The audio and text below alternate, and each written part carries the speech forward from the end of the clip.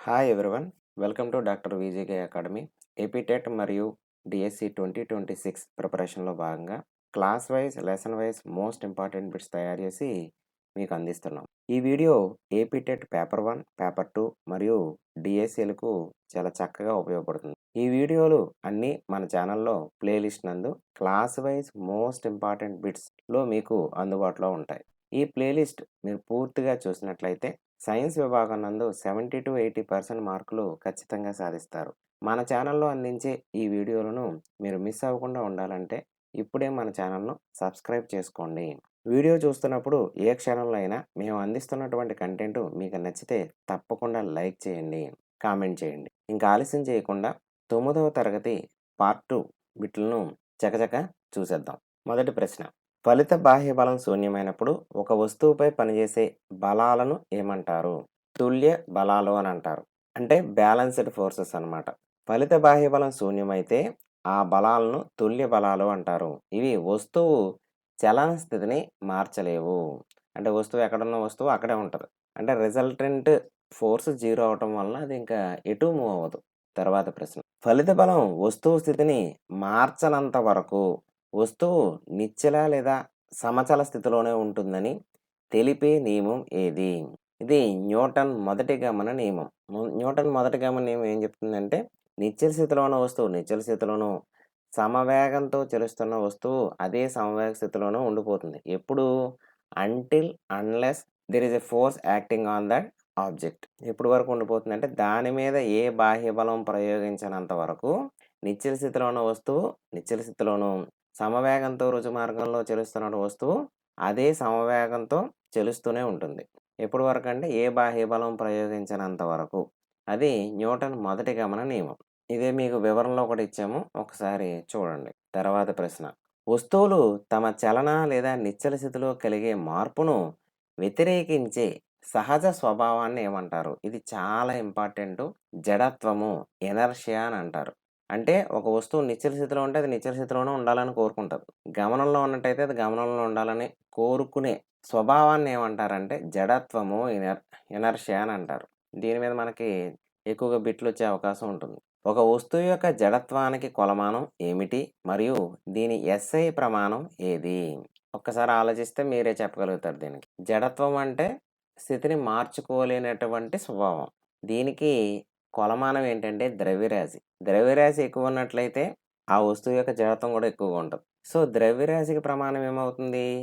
Kilogram అవుతుంది. ఆ విధంగా జడత్వానికి కొలమానం ద్రవ్యరాశి, ద్రవ్యరాశికి ప్రమాణం కిలోగ్రామ్. వివరణ ఒకసారి చూడండి. వస్తువు ద్రవ్యరాశి ఎక్కువగా ఉంటే దాని జడత్వం కూడా ఎక్కువగా ఉంటుంది. ఒక వస్తువు ద్రవ్యరాశి m మరియు దాని వేగం v లబ్ధాన్ని ఏమంటారు? ద్రవ్య వేగం అంటారు. ద్రవ్య వేగానికి నిర్వచనం ఏంటంటే ద్రవ్యరాశి మరియు వేగాల లబ్ధాన్ని ద్రవ్య వేగం అని నిర్వచించడం జరిగింది. ఈ ద్రవ్య వేగం అనేది ఒక సదిశ రాశి. ద్రవ్య వేగం యొక్క ఎస్ఐ ప్రమాణం ఇది చాలా సులభం. ఇప్పుడే చెప్పుకున్నాం. ద్రవ్య వేగం p = m × v. ద్రవ్యరాశి ఇంటూ వేగం. ద్రవ్యరాశికి ఎస్ఐ ప్రమాణం ఏంటి? కేజీ. వేగానికి ఎస్ఐ ప్రమాణం ఏంటి? మీటర్/సెకండ్. మీటర్/సెకండ్. ఆ విధంగా ద్రవ్య వేగానికి ప్రమాణం ఏమవుతుందంటే కేజీ ఇంటూ మీటర్/సెకండ్ అవుతుంది. తర్వాత ప్రశ్న మీకు వివరణలో కూడా ఇచ్చాను చూడండి. కేజీ ఇంటూ వేగ ప్రమాణం metre second that equal to kg into metre second. ఇదే ఒక్కొక్కసారి ఎలాగ ఇస్తాడంటే kg into metre into second power -1. ఒక వస్తువు ద్రవ్య వేగంలో మార్పు రేటు దానికి అనువర్తించిన బాహ్య అసమతుల్య బలానికి అనులోమానుపాతంలో ఉంటుంది అని తెలిపేది ఏది? న్యూటన్ రెండవ గమన నియమం. న్యూటన్ రెండవ గమన నియమం. న్యూటన్ రెండవ గమన నియమం చాలా సింపుల్గా ఎలా చెప్తామంటే ద్రవ్య వేగంలోని మార్పు రేటు ప్రయోగించిన బలానికి అనులోమానుపాతంలో ఉంటుంది మరియు బలం పనిచేసే దిశలోనే ఉంటుంది. మనందరికీ తెలుసు ఈ ప్రశ్న యొక్క జవాబు. న్యూటన్ రెండవ గమన నియమం నుండి రాబట్టబడిన బలం యొక్క గణిత సూత్రం ఏది? F = ma. F అంటే మీ అందరికీ తెలుసు బలం అని, m అంటే ఆ వస్తువు యొక్క ద్రవ్యరాశి, a అంటే త్వరణము. ఓకేనా? ఫిజిక్స్ తెలుసున్నా తెలియకపోయినా ప్రతి వాళ్ళకి తెలిసేటటువంటి ఏకైక ఫార్ములా F = ma. న్యూటన్ రెండవ గమన నియమం అందరికీ తెలుస్తుంది. యాక్చువల్గా ఈ రెండవ గమన నియమం నుంచే మొదటి గమన నియమము, మూడో గమన నియమం కూడా రావడం జరుగుతుంది. F is equal to MA. బలము ఈజ్ ఈక్వల్ టు ద్రవ్యరాశి ఇంటూ త్వరణము. ఆ విధంగా వచ్చింది. బలానికి ఎస్ఐ ప్రమాణం ఏది మరియు 1 న్యూటన్ని ఎలా నిర్వచిస్తారు? ఇది చాలా ఇంపార్టెంట్. బలానికి ప్రమాణం న్యూటన్. బాగా గుర్తుపెట్టుకోండి. మనం ఇందాకే ఒక ఫార్ములా రాసాం. F is equal to MA. So, ఒరిజినల్‌గా 1 న్యూటన్ దేనికి సమానం అవుతుంది అంటే, ఎం అంటే ద్రవ్యరాశి. ద్రవ్యరాశికి కేజీ ఇంటూ యాక్సలరేషన్ త్వరణం కదా! త్వరణానికి metre per second square. So, option 1 అనేది కరెక్ట్ అవుతది. ఆప్షన్ 1 అనేది కరెక్ట్ అవుతది. ఒకసారి చూడండి ఇది. వివరణ ఇచ్చాము. ఒకసారి చూడండి. చాలా చాలా ఇంపార్టెంట్ ఇది. ఒక newton is equal to 1 KG into 1 metre per second square. Cricket fielder వేగంగా వచ్చే బంతిని పట్టుకునేటప్పుడు చేతులను వెనకకు లాగటానికి గల కారణం ఏమిటి? ఆప్షన్ సి అనేది కరెక్ట్ ఆన్సర్. సమయాన్ని పెంచి ద్రవ్యవేగ మార్పు రేటును తగ్గించటానికి. సమయాన్ని పెంచి ద్రవ్యవేగ మార్పు రేటును తగ్గించటానికి. పట్టుకునే సమయం టీ పెంచడం ద్వారా బంతి చేతులపై ప్రయోగించే బలం తగ్గి చేతులకు దెబ్బ తగలదు. దీన్ని ప్రచోదనం అని కూడా అంటారు. ప్రస్తుతానికి దాని గురించి ఇక్కడ మీకైతే డీటెయిల్‌గా చెప్పట్లేదు. ప్రతి చర్యకు దానికి సమానమైన మరియు వ్యతిరేక దిశలో ప్రతిచర్య ఉంటుంది అని తెలిపే నియమం ఏది? ఇది చిన్నపిల్లలకు కూడా బాగా తెలిసినటువంటి విషయం. న్యూటన్ మూడవ గమన నియమం. ఈ న్యూటన్ మూడవ గమన నియమం ఆధారంగానే తయారు చేయబడినటువంటి పరికరం ఏంటి? రాకెట్. న్యూటన్ మూడవ గమన నియమం ఏంటన్నది ఒకసారి చూడండి. చర్య మరియు ప్రతిచర్యలు పరిమాణంలో సమానంగా, దిశలో పరస్పరం వ్యతిరేకంగా ఉంటాయి. సో, ఇప్పటికి న్యూటన్ 3 గమన నియమాలు మనం నేర్చుకోవడం జరిగింది. తుపాకీ నుండి బుల్లెట్ కాల్చినప్పుడు తుపాకీ వెనుకకు తన్నటాన్ని ఏ నియమంతో వివరిస్తారు? ఇప్పుడే చెప్పుకున్నాం. చర్య, ప్రతిచర్య. తుపాకీ నుండి బుల్లెట్ బయటకు రావడం అనేది చర్య అయితే, తుపాకీ వెనకకు వెళ్ళటం అనేది ప్రతిచర్య అవుతది. చర్య, ప్రతిచర్య దేంట్లో ఉంటాయని అనుకున్నాము? న్యూటన్ మూడో గమన నియమం. బుల్లెట్ ముందుకు వెళ్ళటం చర్య అయితే, తుపాకీ వెనకకు తన్నటం ప్రతిచర్య. నావికుడు పడవ నుండి ముందుకు దూకినప్పుడు పడవ వెనుకకు కదలటం దేనికి ఉదాహరణ? ఇది కూడా కరెక్ట్‌గా పెట్టేస్తారు. చర్య, ప్రతిచర్య, బలాలు. ఒక వస్తువుపై చర్య మరియు ప్రతిచర్య బలాలు ఎన్ని వస్తువులపై పనిచేస్తాయి? 2 వేరు వేరు వస్తువులపై ఒకే సమయంలో పనిచేస్తాయి. చర్య, ప్రతిచర్యలు ఎల్లప్పుడూ జంటగా 2 వేరు వేరు వస్తువులపై వ్యతిరేక దిశలో పనిచేస్తాయి. చిన్ని ప్రాబ్లము. అసలు ఏ విధమైన భయం లేకుండా చెప్పేయొచ్చు. ఇక్కడే చూడగానే చెప్పేయొచ్చు. 5 కేజీస్ ద్రవ్యరాశి గల వస్తువు 2 మీటర్ పర్ సెకండ్ స్క్వేర్ త్వరణం పొందితే దానిపై ప్రయోగించిన బలం ఎంత? బలానికి సూత్రం తెలుసు. న్యూటన్ రెండవ గమన నియమం నుంచి F is equal to M into A. ద్రవ్యరాశి ఇంటూ త్వరణము. ఇక్కడ ద్రవ్యరాశి ఇచ్చారు, త్వరణం ఇచ్చారు. సో, జస్ట్ ఆ 2 మల్టిప్లై చేస్తే చాలు. 5 ఇంటూ 2 దట్ ఈక్వల్ టు 10. బలానికి యూనిట్లు ఏంటి? న్యూటన్. కాబట్టి 10 న్యూటన్స్ అవుతది. ఆప్షన్ డి అనేది కరెక్ట్ ఆన్సర్ అవుతది. వివరణ కూడా ఇచ్చాము. ఒక్కసారి చూడండి. చాలా సులభం. మనకి ఫిజిక్స్‌లో ప్రాబ్లమ్స్ ఇవ్వగానే భయపడిపోతాం. చాలా ఈజీగా ఉంటాయి ఫిజిక్స్‌లో ప్రాబ్లమ్స్. ఎప్పుడు అంటే మనకు దానికి సంబంధించినటువంటి ఫార్ములా తెలియాలి. ఇచ్చిన విషయాలన్నీ ఒక సిస్టమాటిక్ ఆర్డర్‌లో రాసుకోవాలి.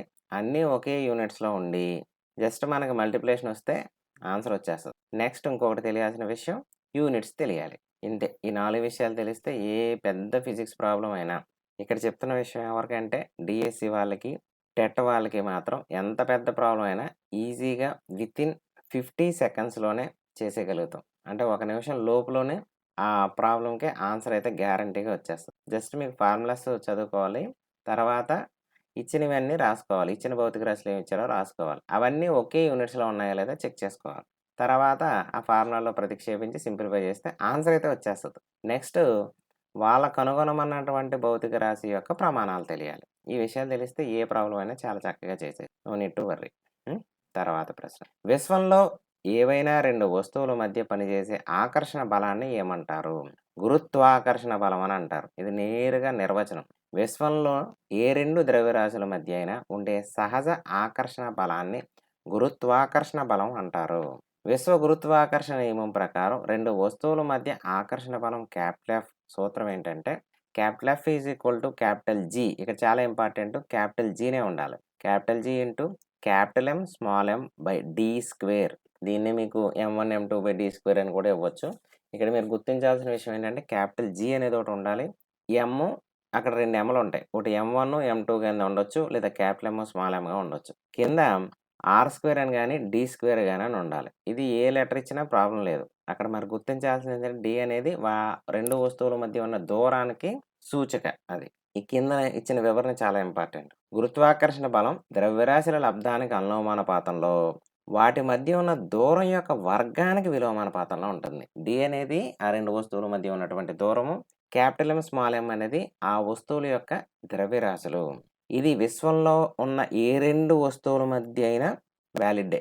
ఈ నియమం ఏదైతే ఉందో ఇది విశ్వంలో అన్ని చోట్ల అప్లికబుల్ అవుతది. విశ్వ గురుత్వాకర్షణ స్థిరాంకం G ప్రయోగాత్మక విలువ మరియు ప్రమాణాలు ఏమిటి? ఇది అందరూ కూడా బై హార్ట్ చేయాల్సినటువంటి వాల్యూ. చాలా సింపుల్‌గా చెప్తాను, గుర్తుపెట్టేసుకోవచ్చు. 6.6 × 10⁻11 newton metre square per KG square.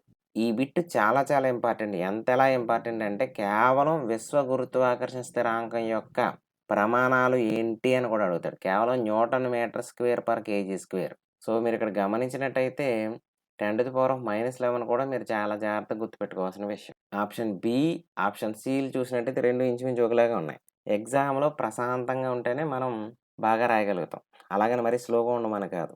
ఇలాంటి బిట్లలో కొంచెం కాన్సంట్రేట్ చేసి మనం చూడాలి. కొన్ని బిట్లు నేరుగా డైరెక్ట్‌గా ఉంటాయి. టపటపటపా పెట్టుకుంటూ వెళ్ళిపోవాలి. ఓకే.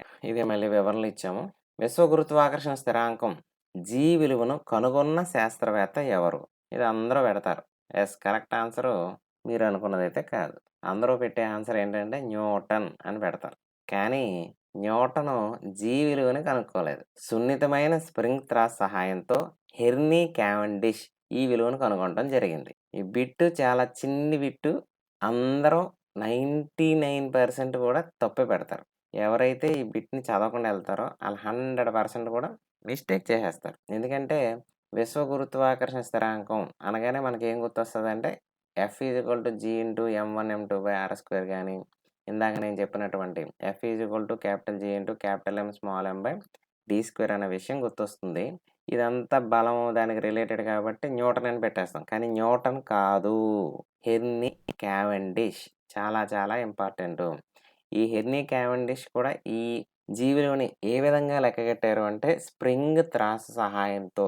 సో బీ కేర్‌ఫుల్ ఇది. భూమి యొక్క గురుత్వ త్వరణం g సరాసరి విలువ ఎంత? ఇందాకటి దాకా వచ్చింది విశ్వ గురుత్వాకర్షణ స్థిరాంకం G. ఈ రెండిట్లకి కన్‌ఫ్యూజ్ అవ్వకండి. ఈ రెండిట్లకి మధ్య కూడా ఒక చిన్న రిలేషన్ ఉంది. అది ఆల్రెడీ మనం అంతకుముందు వీడియోస్‌లో చెప్పుకొని ఉన్నాము. ఇక్కడ కూడా వీలైతే అవకాశం ఉంటే చెప్తాను. అన్నీ చెప్తే ఒకేసారి కన్‌ఫ్యూజ్ అవ్వకుండా. ఈ విలువ చూద్దాం. ఇది ఎలాగంటే చాలా చాలా ఇంపార్టెంట్, గుర్తుపెట్టుకోండి. 9.8 మీటర్/సెకండ్ స్క్వేర్ దీని ఒరిజినల్ విలువ. ఇది ఎందులోను అంటే ఎస్ఐ ప్రమాణాల్లో. అట్లా కాకుండా CGS ప్రమాణాల్లో కావాల్సినొచ్చినట్టయితే ఇదే G విలువ 980 సెంటీమీటర్/సెకండ్ స్క్వేర్ అవుతది. ఈ 2 విలువలు కూడా బాగా గుర్తుపెట్టుకోండి. 9.8 మీటర్/సెకండ్ లేదా 980 సెంటీమీటర్/సెకండ్ స్క్వేర్. ఈ 2 విలువలు కూడా చాలా చాలా ఇంపార్టెంట్. ఈ g విలువ పరిస్థితి ఏంటంటే ఇది బిందువు నుంచి బిందువుకి మారిపోతా ఉంటది. ఇది భూమి ఉపరితలం మధ్య దీని విలువ ఇది. అలాగే మన భూమధ్య రేఖ వద్ద ఒక రకంగాను, ధృవాల వద్ద ఒక రకంగాను, భూమి నుంచి ఎత్తుకు వెళ్తే మారిపోతది. భూమి నుంచి లోపలికి వెళ్ళినా మారిపోతా ఉంటది. ఇవన్నిట్లికి సంబంధించి నేను నాకు అంతకుముందు ఆల్రెడీ గ్రావిటేషన్ అనే ఒక వీడియో అయితే చేయడం జరిగింది. వీలైతే ఒకసారి చూడండి. అందులో చాలా డీటెయిల్డ్‌గా ఎక్స్‌ప్లెయిన్ చేయడం అయితే జరిగింది. భూమిపై గురుత్వ త్వరణం విలువ ఎక్కడ గరిష్టంగా మరియు ఎక్కడ కనిష్టంగా ఉంటుంది చెప్పేయచ్చు. ఎట్లాగా అన్నది నేర్చుకుంటేనే మీకిది బాగా గుర్తుంటది. ఎందుకు ఆ వేరియేషన్ వస్తుందన్నది కూడా మీకు తెలిస్తే బాగా గుర్తుంటది. చూద్దాం. ధృవాల వద్ద గరిష్టంగా ఉంటుంది. భూమధ్య రేఖ వద్ద కనిష్టంగా ఉంటుంది. ఇదైతే అలా బై హార్ట్ చేసేస్తారు అందరూని. భూమి ఆకారం పూర్తిగా గోళాకారంగా ఉండకుండా ధృవాల వద్ద నొక్కబడి ఉంటుంది. అందువల్ల ధృవాల వద్ద G విలువ గరిష్టంగా ఉంటుంది. ఈ భూమధ్య రేఖ వద్ద కొద్దిగా ఉబ్బెత్తుగా ఉంటది. సో భూమధ్య రేఖ వద్ద G విలువ కనిష్టంగా ఉంటుంది. ఒకవేళ భూమి పరిపూర్ణమైనటువంటి గోళాకారంగా ఉన్నట్టయితే ఈ G విలువలో ఏ విధమైన మార్పు వచ్చి ఉండేది కాదు. ఓకేనా? భూమి ఆకర్షణ బలాన్ని ప్రభావంతో మాత్రమే క్రిందకు పడే వస్తువుల చలనాన్ని ఏమంటారు? స్వేచ్ఛా పతనము అని అంటారు. ఇంకే విధమైన బలాలు దాని మీద ప్రయోగించకుండా ఉన్నట్టయితే మాత్రమే ఈ పదం వాడాలి. ఇతర నిరోధక బలాలు లేకుండా కేవలం గురుత్వాకర్షణతో పడే వస్తువు స్వేచ్ఛాపతన వస్తువు. ఆ వస్తువుని స్వేచ్ఛాపతనంలో ఉందని అంటారు. భూమి గురుత్వాకర్షణ బలం వల్ల ఒక వస్తువుపై పనిచేసే ఆకర్షణ బలాన్ని ఏమంటారు? భారం అంటారు. W=mg. అంటే మీకు ఆప్షన్స్‌లో మీకు దాన్ని ఎక్కువ తెలుస్తదనే ఉద్దేశంలో ఆప్షన్స్‌లో కరెక్ట్‌గా ఇచ్చేసాము. మీరు దీన్ని ఆన్సర్ పెట్టేసి హ్యాపీగా ఫీల్ అవ్వద్దు. కరెక్ట్‌గా తెలుసుకోవాలి. హ్మ్. భారము. భారం వేరు, ద్రవ్యరాశి వేరు. ఎందుకనేది ఇక్కడ ఈ ఫార్ములాలో ఇవ్వడం జరిగింది చూడండి. భారాన్ని వెయిట్ అంటాం. Wait m/g. అక్కడ m అనేది ద్రవ్యరాశి. ఆ ద్రవ్యరాశిని గురుత్వ త్వరణంతో గుణించినట్టయితే వచ్చేదే భారం. అంటే దీన్ని బట్టి భారం ప్రదేశం బట్టి మారిపోతా ఉంటది. కానీ వస్తువు ద్రవ్యరాశి విశ్వంలో ఎక్కడైనా మారకుండా స్థిరంగా ఉంటుంది. ఈ బిట్ కూడా చాలా చాలా ఇంపార్టెంటు. సో, ఈ బిట్‌కి ఇక్కడ ఇచ్చినటువంటి ఆన్సర్ అయితే మాత్రం భారం. ఈ భారానికి కూడా ప్రమాణం న్యూటనే. వస్తువు యొక్క ద్రవ్యరాశి భూమిపైన, చంద్రునిపైన స్థిరంగా ఉంటుందా? లేక మారుతుందా? చెప్పండి. వస్తువు యొక్క ద్రవ్యరాశి అయితే విశ్వంలో ఎక్కడైనా మారకుండా స్థిరంగా ఉంటుంది. This is the most important bit. మళ్ళీ ఒకసారి చూడండి కావాలితే. చాలా చాలా ఇంపార్టెంట్ బిట్ ఇది. ఇదే భారం అని ఇచ్చినట్టయితే మారిపోద్ది. ఎల్లప్పుడూ స్థిరంగా ఉంటుంది. ద్రవ్యరాశి అనేది వస్తువులోని పదార్థ పరిమాణం. కాబట్టి ఇది విశ్వంలో ఎక్కడైనా స్థిరంగా ఉంటుంది. భారం మాత్రం మారుతుంది. చాలా చాలా చాలా ఇంపార్టెంట్. చంద్రుడిపై ఒక వస్తువు భారం భూమిపై దాని భారంలో ఎన్నవ వంతు. ఉదాహరణకి ఈ బిట్‌ని సరిగ్గా చదవకపోతే ఒకదానికొకటి ఆన్సర్ పెట్టే ఆప్షన్ అయితే కూడా ఉంటది. చంద్రునిపై ఒక వస్తువు భారం అడుగుతున్నాడు. ఎక్కడ అడుగుతున్నాడు? చంద్రుడి మీద అడుగుతున్నాడు. భూమిపై దాని భారంలో ఎన్నో వంతు. అంటే భూమి మీద ఉన్నది ఇచ్చారు. దాంట్లో ఎన్నో వంతు చంద్రుని మీద ఉంటుంది. 1/6 వంతు ఉంటుంది. ఇదే బిట్‌ని రివర్స్ చేస్తే మారిపోతది. 1/6 వంతు ఉంటుంది. ఎందుకు అంటే చంద్రుని గురుత్వ త్వరణం భూమి గురుత్వ త్వరణంలో 1/6 వంతు ఉండటం వలన భారం కూడా 1/6 వంతు ఉంటుంది. చాలా చాలా ఇంపార్టెంట్ ఇది కూడా మంచి బిట్. వస్తువు ఉపరితలానికి లంబంగా పనిచేసే నికర బలాన్ని ఏమంటారు? ఆన్సర్ అయితే 2 ఆటిలోకి వెళ్తారు. పీడనమా? ఒత్తిడా అని. ఒత్తిడి. వస్తువు తలానికి లంబంగా పనిచేసే మొత్తం బలాన్ని ఒత్తిడి అంటారు. సార్ మరి పీడనం అంటే ఏంటి సార్? పీడనం అనేది ఏంటన్నది చూద్దాం. ప్రమాణ వైశాల్యంపై పనిచేసే ఒత్తిడిని ఏమంటారు? దీనికి ఎస్ఐ ప్రమాణం ఏది? Correct answer పీడనము. పీడనానికి ప్రమాణం పాస్కల్. Most important. పాస్కల్. ఇక్కడ 2 ఇచ్చాను చూడండి. పాస్కల్ దేనికి సమానం అంటే న్యూటన్ పర్ మీటర్ స్క్వేర్‌కి సమానం.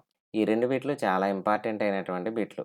ఒకసారి మళ్ళీ మీకు వెనక్కి వెళ్ళి ఒకసారి మళ్ళీ చూపించే ప్రయత్నం అయితే చేస్తాను. ఒకసారి చూడండి. వస్తువు ఉపరితలంపై లంబంగా పనిచేసే నికర బలాన్నయితే ఏమంటామంటే ఒత్తిడి అంటాం. ఓకేనా? అక్కడ క్లారిటీ వచ్చుంటది. ప్రమాణ వైశాల్యంపై పనిచేసే ఒత్తిడిని ఏమంటారు? అంటే పీడనం అంటారు. పీడనానికి ప్రమాణం ఏంటంటే పాస్కల్. యాక్చువల్‌గా పాస్కల్‌కి అది శాస్త్రవేత్త గుర్తుగా పాస్కల్ అనే పేరు పెట్టారు.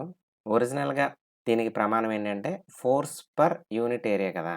కాబట్టి న్యూటన్ పర్ మీటర్ స్క్వేర్ అవుతది. ఆ న్యూటన్ పర్ మీటర్ స్క్వేర్‌ని మనం పాస్కల్ గారి గౌరవార్థం ఆయన పేరుగా తీసుకున్నాం. పాస్కల్ అని. పీడనానికి ప్రమాణం పాస్కల్‌గా తీసుకున్నాం. ఐ థింక్ మీకు బాగా అర్థమైందని అనుకుంటున్నాను. చూడండి ఇక్కడ మీకు డీటెయిల్‌గా ఇచ్చాం. పీడనం ఒత్తిడి బై వైశాల్యము.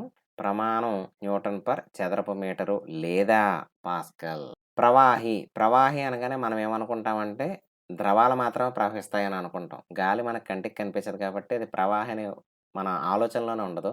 ప్రవాహి అంటే అర్థం ఏంటంటే అది ద్రవమైనా అవ్వచ్చు, వాయువైనా అవ్వచ్చు. ప్రవాహిలో ముంచబడిన వస్తువుపై ఊర్ధ్వ దిశలో పనిచేసే బలాన్ని ఏమంటారు? ఇక్కడ మీకు ఆప్షన్ ఏలో 2 ఇచ్చాం కాబట్టి అదే ఆన్సర్ అని అందరూ పెట్టేసుంటారు. అంటే ఎగ్జామ్‌లో అది గాని, ఇది గాని ఇస్తాడని 2 ఇక్కడ ఇచ్చేసాము. మళ్ళీ ఇంకో బిట్‌గా తయారు చేయటం ఎందుకని. ఊర్ధ్వ పీడనం అని గాని, ఉత్పవన బలం అని గాని అంటారు. ద్రవాలు తమలో ముంచినటువంటి వస్తువులపై పై దిశలో ప్రయోగించే తోపుడు బలాన్ని ఉత్పవన బలము అని అంటారు.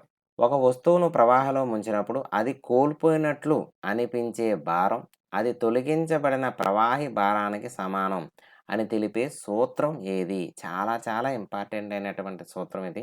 మీ అందరికీ సైన్స్ అంటే ఇంట్రెస్ట్ క్రియేట్ అవ్వడానికి కూడా కారణమైనటువంటి స్టోరీ కూడా ఇదే. ఆర్కిమెడీస్ సూత్రం. ఆర్కిమెడీస్ గురించి అందరికీ తెలుసు. ఆర్కిమెడీస్ సూత్రం ప్రకారం ద్రవంలో వస్తువు కోల్పోయిన భారం వస్తువు తొలగించిన ద్రవ భారానికి సమానం అవుతుంది. మీ అందరూ ఆర్కిమెడీస్ గుర్తొచ్చారా? ఆర్కిమెడీస్‌ని రాజుగారు చంపేస్తారు అన్నప్పుడు ఆయన నీటి తొట్టిలో స్నానం చేస్తున్నప్పుడు సడెన్‌గా ఒక మెరుపు లాంటి ఆలోచన వస్తది.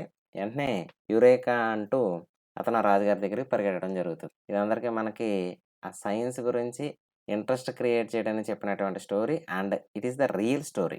పాల స్వచ్ఛతను కొలిచే లాక్టోమీటర్ ఇది కూడా బిట్టే. పాల స్వచ్ఛతను ఎలా కొలుస్తారని లాక్టోమీటర్. మరియు ద్రవాల సాంద్రతను కొలిచే హైడ్రోమీటర్ ఇది కూడా బిట్టు. ఏ సూత్రంపై ఆధారపడి పనిచేస్తాయి? ఇంకేమో సూత్రం? ఆర్కిమిడీస్ సూత్రం ఆధారంగా పనిచేస్తాయి. లాక్టోమీటరు, హైడ్రోమీటరు, ఆర్కిమిడీస్ ఉత్పవన భావన ఆధారంగా పనిచేస్తాయి. ఇందులోనే మీకు 3 బిట్లు కవర్ అయినాయి. పాల స్వచ్ఛతను కొలవాలంటే ఏం ఉపయోగించాలి? లాక్టోమీటరు. ద్రవాల సాంద్రతను కొలవాలంటే ఏం వాడాలి? హైడ్రోమీటర్ వాడాలి. ఈ 2 కూడా ఏ సూత్రం ఆధారంగా పనిచేస్తాయి? ఆర్కిమిడీస్ సూత్రం ఆధారంగా పనిచేస్తాయి. శాస్త్రీయంగా పని జరిగింది అని చెప్పడానికి సంతృప్తి చెందవలసిన 2 షరతులు ఏమిటి? చాలా ఇంపార్టెంట్ అయినటువంటి బిట్ ఇది. మామూలుగా మనం పని చేయటం అంటే మామూలు పరిస్థితి వేరు. మన సైంటిఫిక్‌గా పని జరిగిందని చెప్పాలంటే ఏం జరగాలంటే వస్తువుపై బలం అనేది పని చేయాలి. వస్తువు స్థానభ్రంశం చెందాలి. ఇది చాలా ఇంపార్టెంట్. అంటే ఒకళ్ళని తీసుకొచ్చి మన ఇంటి బిల్డింగ్ గోడను కదపమని చెప్పాం. అతను వచ్చి కష్టపడి దాన్ని గెంటడానికి ట్రై చేశాడు. కానీ ఆ గోడ కదలదుగా. అంటే అతను ఏ పని చేయనట్టు. అర్థమైందా? ఎందుకంటే అక్కడ స్థానభ్రంశం అనేది లేదు. ఏదో ఒక కొండను కదపమన్నాం. కొండను కదపడం జరగదుగా. అంటే బలమైతే ప్రయోగిస్తారు. కానీ కొండ కదలలేదు. అంటే ఇక్కడ 2 జరిగుండాలి. వస్తువుపై బలం ప్రయోగించబడాలి. ప్రయోగించబడిన బలం వలన వస్తువు కదలాలి. అంటే స్థానభ్రంశం చెందాలి. ఓకేనా? ఈ విషయం చాలా ఇంపార్టెంట్. భౌతిక శాస్త్రం ప్రకారం బలం ప్రయోగించబడి దానివల్ల వస్తువు స్థానభ్రంశం చెందితేనే పని జరిగినట్లు. బలం F మరియు స్థానభ్రంశం S ఒకే దిశలో ఉన్నప్పుడు జరిగిన పనికి సూత్రము మరియు ప్రమాణం ఏది? ఇది యాక్చువల్‌గా ఏంటంటే పని అనేది ఒక అదిశ రాశి. బలము సదిశ రాశి, స్థానభ్రంశం సదిశ రాశి. దీనికి ఒరిజినల్ ఫార్ములా ఏంటంటే W=F⁻.S⁻ అని అంటారు. దాన్ని సింపుల్‌గా Fs కాస్ థీటా అని రాస్తాం. ఇక్కడ 2 ఒకే దిశలో అన్నాడు కాబట్టి కాస్ థీటా విలువ 0 కాబట్టి కాస్ 0 1 కాబట్టి సింపుల్‌గా W=F∗S అని రాస్తాం. ఇదంతా ఎందుకు చెప్పారు సార్ అంటే అది ఇంటర్మీడియేట్‌లో అంత డీటెయిల్డ్‌గా ఉంటుంది. హై స్కూల్ లెవెల్‌లో మీకు ఆ కాస్ థీటాలు అవేమీ ఉండవు. సో, పని బలము ఇంటూ స్థానభ్రంశం అలా గుర్తుపెట్టేసుకోండి ప్రస్తుతానికి. అప్ టు 10థ్ క్లాస్ లెవెల్ దాకానే మనకి టెట్ పేపర్ ఉంటుంది కాబట్టి no need to worry. So, ఇంకా పనికి సూత్రం ఏంటి? పనికి సూత్రం అనేది తెలిసిపోయింది. F∗S. మరి ప్రమాణం ఏంటి? Newton into metre. చాలా ఇంపార్టెంట్. Newton into metre. ఈ న్యూటన్ ఇంటూ మీటర్‌నే జౌల్ అనే శాస్త్రవేత్త గౌరవార్థం ఈ న్యూటన్ మీటర్‌ని పనికి ప్రమాణంగా జౌల్ అని నామకరణం చేయటం జరిగింది. సో, టోటల్‌గా మనకి W=F∗S అని తెలియాలి. పనికి ప్రమాణం ఏంటి అంటే జౌల్. ఒక జౌల్ ఎంతకి సమానం అంటే న్యూటన్ ఇంటూ మీటర్. కన్‌ఫ్యూజ్ అవ్వద్దు. నేను అన్ని విషయాలు ఒకేసారి చెప్పేస్తున్నాను. సో, అంటే టైం ఎంతో లేదు కాబట్టి మీకు త్వరగా రివిజన్ కంప్లీట్ అవ్వాలనేది. సో, మీకు అర్థం కాకపోతే 1కి 2 సార్లు చూసినట్టయితే ఏ బిట్ అయితే అర్థం కాలేదో ఆ బిట్‌ని అప్పుడు అర్థమైపోతది. వీలైతే ఒక చిన్న రఫ్ బుక్‌లో రాస్తూ ఉండండి. ఓకేనా? నెక్స్ట్ 1 న్యూటన్ బలం ప్రయోగించడం వలన వస్తువు బలం దిశలో 1 మీటర్ స్థానభ్రంశం చెందితే జరిగిన పని ఎంత? 1 జౌల్ అవుతదిది. ఇప్పుడే చెప్పుకున్నాం. 1 జౌల్. ఒక వస్తువును పైకెత్తినప్పుడు గురుత్వాకర్షణ బలం వలన జరిగిన పని స్వభావం ఏది? ఇది హైలైట్ బిట్ ఇది. మనం అనుకున్నది ఆన్సర్ అయితే మీరు ఖచ్చితంగా కాదు. స్థానభ్రంశం పైకి, గురుత్వ బలం క్రిందకి ఉండటం వలన గురుత్వ బలం చేసిన పని రుణాత్మకంగా ఉంటుంది. ఒక వస్తువుని కింద నుంచి పైకి తీసుకెళ్ళాం. ఇది కొంచెం హై లెవెల్ బిట్ ఇది. ఇక్కడ నుంచి బానే ఉంటది. వస్తువు పనిచేయటానికి కలిగి ఉండే సామర్థ్యాన్ని ఏమంటారు? వస్తువు పనిచేయటానికి కలిగి ఉండే సామర్థ్యాన్ని ఏమంటారంటే శక్తి అని అంటారు. పనిచేసే సామర్థ్యాన్నే శక్తి అంటారు. శక్తికి మరియు పనికి ప్రమాణాలు ఒకటే. చాలా ఇంపార్టెంట్ బిట్ ఇది. శక్తికి, పనికి ప్రమాణాలు ఒకటే. అదేంటి? జౌల్. వస్తువు తన గమనం వల్ల పొందే శక్తిని ఏమంటారు? ఇది చాలా ఇంపార్టెంట్. గమనం వల్ల వస్తే గతిజ శక్తి. స్థితి వల్ల వస్తే స్థితి శక్తి. స్థితి లేదా స్థానం వల్ల వస్తే దాన్ని స్థితి శక్తి అని అంటారు. చలనంలో ఉన్న ప్రతి వస్తువు కలిగి ఉండే శక్తిని గతిజ శక్తి అని అంటారు. m ద్రవ్యరాశి కలిగి v వేగంతో ప్రయాణిస్తున్న వస్తువు యొక్క గతిజ శక్తి సూత్రం ఏమిటి? కైనెటిక్ ఎనర్జీ Ke అని గాని క్యాపిటల్ E సఫిక్స్ K గా తీసుకుంటాం. ½ mv² రాస్తారు. ½ mv². బాగా గుర్తుపెట్టుకోండి. Kinetic energy ½ mv². దీని మీద చాలా బిట్లు అడుగుతాడు. గతిజ శక్తి ద్రవ్యరాశికి వేగం యొక్క వర్గానికి అనులోమానుపాతంలో ఉంటుంది.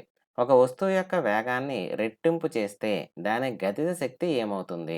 4 రెట్లు అవుతుంది. ఇది ఎట్లా వచ్చిందంటే ఫార్ములాలో వి స్క్వేర్ ఉంది కదమ్మా! వి స్క్వేర్‌లో 2వి ఏస్తాం. అప్పుడేమవుతుంది 2 స్క్వేర్ 4 అవుతది. అందువలన 4 రెట్లు అవుతుంది. దీనికి రిలేటెడ్‌గా మీకు చాలా బిట్లు అడుగుతాడు. ఒకటి నేర్చుకుంటే మిగిలినన్ని చాలా ఈజీగా చేసేయొచ్చు. వస్తువు తన స్థానము లేదా ఆకృతిలో మార్పు వలన పొందే శక్తిని ఏమంటారు? స్థానము లేదా ఆకృతిలో మార్పు వలన వచ్చే శక్తిని స్థితి శక్తి అని అంటారు. చాలా ఇంపార్టెంట్. ఎత్తులో ఉన్న వస్తువు లేదా సాగదీయబడిన రబ్బరు పట్టి కలిగి ఉండే శక్తిని స్థితి శక్తి అని అంటారు. భూమి ఉపరితలం నుండి హెచ్ ఎత్తులో ఉన్న m ద్రవ్యరాశి గల వస్తువు యొక్క గురుత్వ స్థితి శక్తి సూత్రం ఏంటి? ఈపీ ఈజ్ ఈక్వల్ టు లేదా దీన్నే పిఈ అని కూడా రాస్తారు. ఏదైనా కరెక్టే. పొటెన్షియల్ ఎనర్జీ అనమాట దాని అర్థం. Potential energy is equal to MGH. MGH. స్థితి శక్తి ఈజ్ ఈక్వల్ టు బలము ఇంటూ ఎత్తు. బలము ఇంటూ ఎత్తు. బలం అని ఏమంటాం? ఎంజీ ఇంటూ ఎత్తు కాబట్టి హెచ్. ఎంజీహెచ్. వస్తువు యొక్క గతిజ శక్తి మరియు స్థితి శక్తుల మొత్తాన్ని ఏమంటారు? యాంత్రిక శక్తి. Mechanical energy. Mechanical energy is equal to is the sum of kinetic energy and potential energy. So, యాంత్రిక శక్తి ఈజ్ ఈక్వల్ టు గతిజ శక్తి ప్లస్ స్థితి శక్తి. ఇది చాలా ఇంపార్టెంట్. శక్తిని సృష్టించలేము, నాశనం చేయలేము. ఒక రూపం నుండి మరొక రూపంలోనికి మార్చవచ్చు అని తెలిపే నియమం ఏది? శక్తి నిత్యత్వ నియమము. శక్తి నిత్యత్వ నియమము. చాలా చాలా ఇంపార్టెంట్. ఇంటర్మీడియట్‌లో అందరికి గ్యారంటీగా వచ్చే ప్రశ్న ఏదైనా ఉందంటే అది ఇదే. విశ్వంలో మొత్తం శక్తి ఎల్లప్పుడూ స్థిరంగా ఉంటుంది. రూపం మాత్రమే మనం మార్చగలుగుతాం. పనిచేసే రేటును లేదా శక్తి వినియోగ రేటును ఏమంటారు? సామర్థ్యము అని అంటారు. పనిచేసే రేటును లేదా శక్తి వినియోగ రేటును ఏమంటారు? సామర్థ్యము అని అంటారు. సామర్థ్యము ఈజ్ ఈక్వల్ టు పని బై కాలము. దీన్నే పి ఈజ్ ఈక్వల్ టు డబ్ల్యూ/డి అని ఫార్ములా కింద సూచిస్తాం. దీన్ని ఇంకొక నిర్వచనం చెప్పొచ్చు. ప్రమాణ కాలంలో జరిగినటువంటి పనిని సామర్థ్యము అని అంటారు. ప్రమాణ కాలంలో జరిగిన పనిని సామర్థ్యము అని అంటారు. సామర్థ్యానికి ఎస్ఐ ప్రమాణం ఏమిటి? మరియు 1 వాట్ అంటే ఏమిటి? ఇందులోనే 2 బిట్లు ఇచ్చేసాము. సామర్థ్యానికి ఎస్ఐ ప్రమాణం వాట్. ఇది కూడా సైంటిస్ట్ నేమే. యాక్చువల్‌గా 1 what is equal to joule per second. ఇది కూడా ఎక్కువగా బిట్లు అడుగుతున్నాడు. గుర్తుపెట్టుకో. Joule per second. మీకు వివరణలో కూడా ఇచ్చాను చూడండి. జేమ్స్ వాట్ గౌరవార్థం అని సామర్థ్యానికి ప్రమాణం పెట్టడం జరిగింది. వాణిజ్యపరంగా విద్యుత్ శక్తిని కొలిచే ప్రమాణం కిలో వాట్ అవర్ 1 kWh లేదా 1 యూనిట్. విలువ జౌల్‌లో ఎంత? చాలా చాలా చాలా ఇంపార్టెంట్ ఇది. అందరూ కరెక్ట్‌గా పెడతారనుకుంటున్నాను. 3.6 × 10⁶ జౌల్స్. సార్ ఇది ఎట్లా వచ్చింది అని భయపడక్కర్లేదు. కింద ఒకసారి వివరణ ఇచ్చాను చూడండి. కే అంటే కిలో. కిలో అంటే 1000. అవర్ కదా! అవర్‌ని సెకన్‌లోకి మార్చాలి. మనకి ఎస్ఐ పద్ధతిలో కాలానికి ప్రమాణం సెకనే కదా! So, 3600 seconds. సో, 2 మల్టిప్లై చేస్తే 3.6 × 10⁶ జౌల్స్ అవుతది. ధ్వని ఉత్పత్తి కావటానికి మూల కారణం ఏమిటి? వస్తువుల కంపనాలు. వస్తువుల కంపనాలు. అంటే ఏదైనా ఒక వస్తువుని కంపింపజేసినప్పుడు ధ్వని అనేది ఉత్పత్తి అవుతుంది. వస్తువులు కంపించినప్పుడు మాత్రమే ధ్వని ఉత్పత్తి అవుతుంది. ధ్వని ఏ రకమైన యాంత్రిక తరంగం రూపంలో ప్రసరిస్తుంది? ఏ రకమైన యాంత్రిక తరంగం అంటే అనుదైర్ఘ్య యాంత్రిక తరంగం. అందుకే ధ్వని ప్రయాణించాలి అంటే ఖచ్చితంగా యానకం అవసరం అవుతది. మరియు ఆ యానకానికి మళ్ళీ 2 ప్రత్యేక లక్షణాలు ఉండాలి. ఆ యానకానికి స్థితిస్థాపక లక్షణం అనేది ఉన్నట్టయితే మాత్రమే ఆ యానకం గుండా ధ్వని అనేది ప్రయాణించడం జరుగుతుంది. ధ్వని యానకంలో కణాల కంపన దిశ, తరంగ ప్రసార దిశకు సమాంతరంగా ఉండటం వలన ఇది అనుదైర్ఘ్య తరంగం. ఇదే కాంతి కిరణాలంటే మాత్రం తిరియక్ తరంగం అది. కాంతి తరంగాలు. ధ్వని తరంగాలు అనుదైర్ఘ్య తరంగాలు. కంపించే వస్తువు ముందుకు కదిలినప్పుడు గాలిలో ఏర్పడే అధిక పీడన మరియు అధిక సాంద్రత ప్రాంతాలను ఏమంటారు? అధిక పీడన, అధిక సాంద్రత ప్రాంతాల్లో సంపీడనాలు అని అంటారు. సంపీడనాలు అని అంటారు. కంపించే వస్తువు ముందుకు, వెనకకు కదిలినప్పుడు గాలిలో ఏర్పడే అల్ప పీడన, అల్ప సాంద్రత ప్రాంతాలను ఏమంటారు? విరళీకరణాలు అని అంటారు. ధ్వని తరంగం ప్రసారించడానికి ఖచ్చితంగా ఏమి అవసరం? ఖచ్చితంగా ఏం కావాలంటే యానకం అనేది కావాలి. అందుకే ధ్వని శూన్యంలో ప్రయాణించదు. ధ్వని యాంత్రిక తరంగం కావటం వలన ప్రసారానికి యానకం అవసరం. అది ఘన రూపంలో ఉన్నా పర్లేదు, ద్రవ రూపంలో ఉన్నా పర్లేదు, వాయు రూపంలో ఉన్నా పర్వాలేదు. ఖచ్చితంగా మాత్రం యానకం కావాలి. శూన్యంలో అయితే ధ్వని ప్రసారించదు. అందుకనే శూన్యంలో ధ్వని వేగం 0గా తీసుకుంటాం. వరుసగా 2 సంపీడనాలు లేదా విరళీకరణాల మధ్య దూరాన్ని ఏమంటారు? చాలా ఇంపార్టెంట్. తరంగ దైర్ఘ్యం అంటారు. 2 వరుస సంపీడనాలు లేదా విరళీకరణాల మధ్య దూరాన్ని తరంగ దైర్ఘ్యం లాంబ్డా అంటారు. దీనికి ఎస్ఐ ప్రమాణం ఏంటంటే మీటరు. ఒక సెకను కాలంలో ఒక బిందువును దాటే సంపీడనాలు లేదా విరణీకరణాల సంఖ్యను ఏమంటారు? చాలా ఇంపార్టెంటు. పౌనఃపున్యము అని అంటారు. దీన్ని మ్యూ అనే అక్షరంతో చూపించడం జరుగుతుంది. అక్కడ వి కింద ఉంది కానీ అది వి కాదు. అది మ్యూ. ప్రమాణం ఏంటంటే హెడ్జ్. ఈ హెడ్జ్ అనేది ఎన్ని పదుల సార్లు ఎగ్జామ్‌లో ఇచ్చారో నాకే తెలీదు. పౌనఃపున్యానికి ప్రమాణం హెడ్జ్. ఇంత సింపుల్‌గా ఉంటది బిట్. పౌనఃపున్యానికి ప్రమాణం హెడ్జ్ అయిపోయింది. చాలా చాలా ఇంపార్టెంట్ బిట్ ఇది. సెకనుకు జరిగే కంపనాల సంఖ్యనే పౌనఃపున్యం అని అంటారు. హెడ్జ్ దేనికి సమానం అంటే పర్ సెకన్. అంటే 1 సెకన్‌కి ఈక్వల్ అవుతది ఒక హెడ్జ్ అనేది. ధ్వని వేగము, పౌనఃపున్యము, తరంగ దైర్ఘ్యాల మధ్య సంబంధం ఏమిటి? చాలా easy. V is equal to nu lambda. V is equal to mu lambda. ఇక్కడ వి అంటే ధ్వని వేగము ఈజ్ ఈక్వల్ టు పౌనఃపున్యం న్యూ, తరంగ దైర్ఘ్యం లాంబ్డా. ధ్వని వేగం ఈక్వల్ టు పౌనఃపున్యం ఇంటూ తరంగ దైర్ఘ్యం. ధ్వని వేగం పదార్థం యొక్క ఏ స్థితిలో గరిష్టంగాను మరియు ఏ స్థితిలో కనిష్టంగా ఉంటుంది. ఈ బిట్లు కూడా నేను అంతకుముందు సౌండ్‌కి డెడికేటెడ్‌గా ఒక వీడియో చేశాము. దాంట్లో కూడా చాలా డీటెయిల్‌గా ఎక్స్‌ప్లెయిన్ చేసున్నాను. పోనీ ఒకసారి చూద్దాం చూడండి. ఏ పదార్థంలో గరిష్టంగా ఉంటుందంటే ఘన పదార్థాల్లో గరిష్టంగా ఉంటుంది. వాయు పదార్థాల్లో కనిష్టంగా ఉంటుంది. ఎందుకు సార్ అంటే ధ్వని ప్రయాణించాలంటే మనం ఇందాకే చెప్పుకున్నాం. యానకం అవసరము. ఘన పదార్థంలో అందులోని అణువులు దగ్గర దగ్గరగా ఉండటం వలన ధ్వని ఒక చోట నుంచి ఇంకొక చోటకి చాలా సులభంగా, వేగంగా ప్రయాణించగలుగుతది. వాయు పదార్థం చూసుకున్నట్టయితే అణువులు అక్కడక్కడ అంత ఉంటాయి. దూరం దూరంగా ఉంటాయి. కాబట్టి ధ్వని ప్రయాణించటానికి వాయువులో అవకాశం తక్కువగా ఉండి కనిష్టంగా ఉంటుంది. సో, కణాలు అత్యంత దగ్గరగా ఉన్న ఘన పదార్థాల్లో ధ్వని వేగం గరిష్టంగాను, వాయువుల్లో కనిష్టంగాను ఉంటుంది. స్పష్టమైన ప్రతిధ్వని వినటానికి పరావర్తన తలము మరియు శ్రోతకు ఉండవలసిన కనిష్ట దూరం ఎంత? చాలా చాలా ఇంపార్టెంట్ ఇది. కనిష్ట దూరం 17.2 మీటర్లు. ఇది లాస్ట్ ఇయర్ టెట్‌లో దీని మీద ప్రతి సెషన్‌లోనూ ఓ బిట్ పడింది. ప్రతిధ్వని వినపడటానికి పరావర్తన తలము మరియు శ్రోతకు ఉండవలసిన కనిష్ట దూరము 17.2 మీటర్లు. దీనికి రిలేటెడ్‌గా ప్రాబ్లమ్స్ కూడా ఇవ్వడం జరిగింది. ఇవన్నీ నేను ధ్వని అనే ఒక వీడియో అయితే ఉంటది మన ఛానెల్‌లో. అందులో చూసినట్టయితే మీకు దీని మీద ప్రాబ్లమ్స్ కూడా చేయడం జరిగింది. ఒక పెద్ద హాలులో ధ్వని బహుళ పరావర్తనాల వల్ల కొంతకాలం పాటు నిలిచి ఉండే దృగ్విషయాన్ని ఏమంటారు? ప్రతిధ్వననం అంటారు. ప్రతిధ్వననం. ధ్వని పదే పదే పరావర్తనం చెంది నిలిచిపోవటాన్ని అనుకరణం, ప్రతిధ్వననం అంటారు. దీనిని తగ్గించడానికి ధ్వని శోషకాలను వాడతారు. మీకు అందుకే సినిమా హాల్‌లో చూసినట్టయితే వాల్స్ అన్నీ కూడా పర్ఫెక్ట్‌గా ఈ కాంక్రీట్‌తో తయారు చేయబడి ఉండవు. ఇది చాలా ఇంపార్టెంట్ బిట్. మానవుని శ్రవ్య ధ్వని పౌనఃపున్య పరిమితి ఎంత? 20 హెర్ట్జ్ నుంచి 20 కిలో హెర్ట్జ్ ఉంటుంది. 20 హెర్ట్జ్ నుంచి 20 కిలో హెర్ట్జ్ ఉంటుంది.